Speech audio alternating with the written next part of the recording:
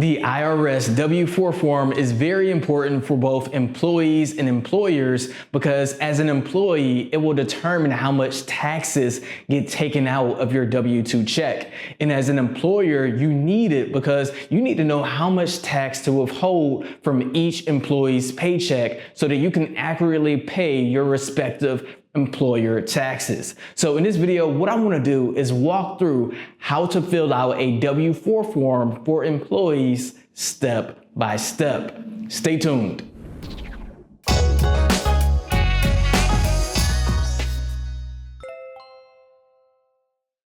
Hey there and welcome to our channel. I'm Sean with Life Accounting, the accounting company that helps you save on taxes and build more wealth. And if you like the sound of that, then make sure you like this video for the YouTube algorithm and you subscribe to our channel for more great videos. All right, let's go ahead and jump in with number one. What is a W-4 form? So a W-4 form is titled Employees Withholding Certificate. And after you complete it, it basically will influence how much taxes are taken out of your W-2 paycheck. Now, anytime you hear the phrase taxes withheld, it simply means that someone is holding a portion of your income to pay taxes on it. Hey, Sean, look, I can withhold the whole world.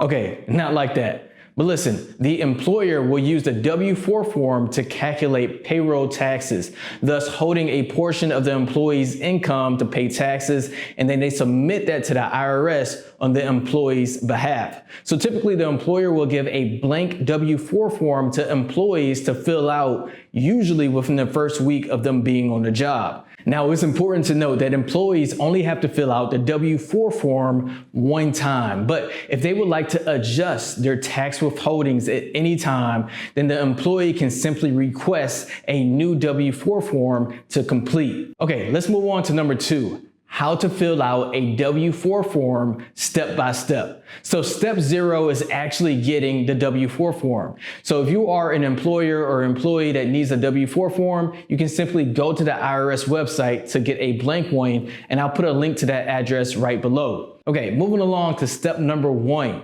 Enter your personal information.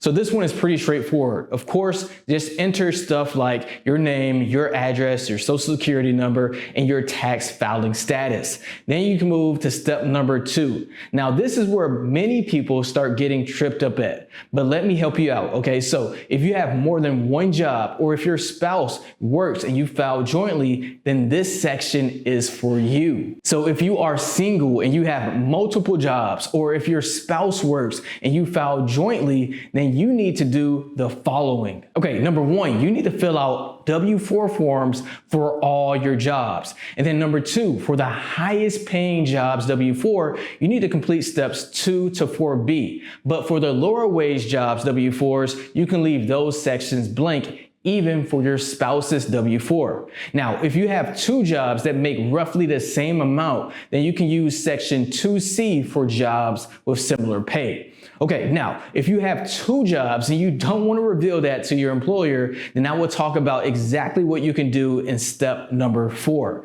Now, of course, if you don't have multiple jobs or if you don't have a spouse that works and you file jointly, then you can completely skip step number 2. All right, moving along to step number 3. Claim your dependents. So if your total income is under $200,000 for single filers or $400,000 for joint filers, then you can enter how many kids and dependents you have and then multiply it by $2,000 for kids under 17 or $500 for any other dependent. And what this does is help you determine how much taxes to get taken out your check if you qualify for the child tax credit and other dependent deductions. All right, now if you have a income over $200,000 as a single person or $400,000 as a married couple filing jointly, then shut up because you don't need the credits, you don't need the deductions. All right, you already make enough money.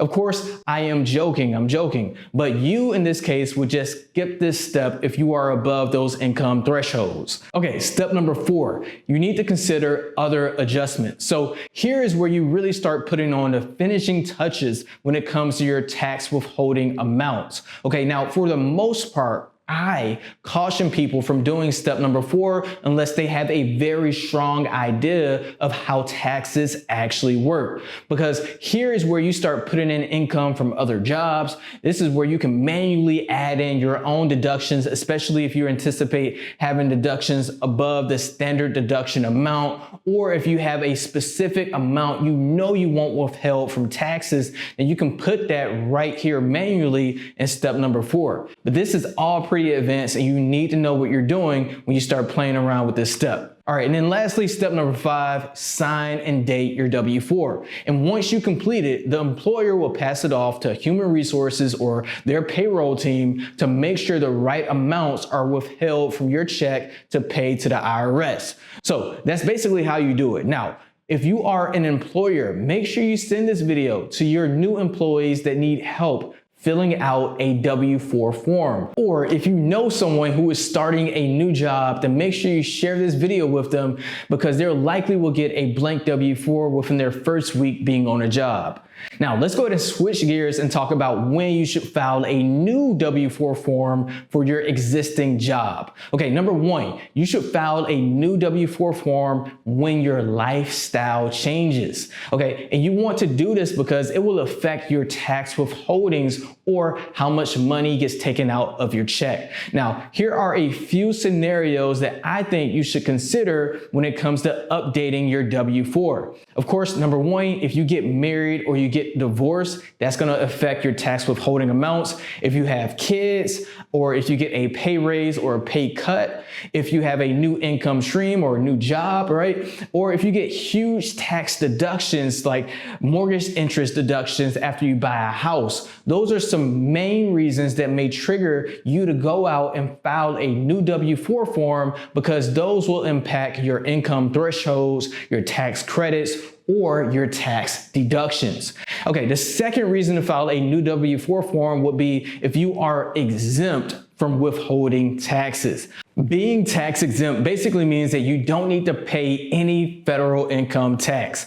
But of course, Social Security and Medicare may still come out of your W-2 check. Now, in order to be tax exempt, 2 things must be true, okay? The first thing that must be true is that you got a refund on all your federal income taxes paid. Let me repeat, you got a refund on all the federal income taxes that you paid. That can make you exempt because you basically had no tax liability.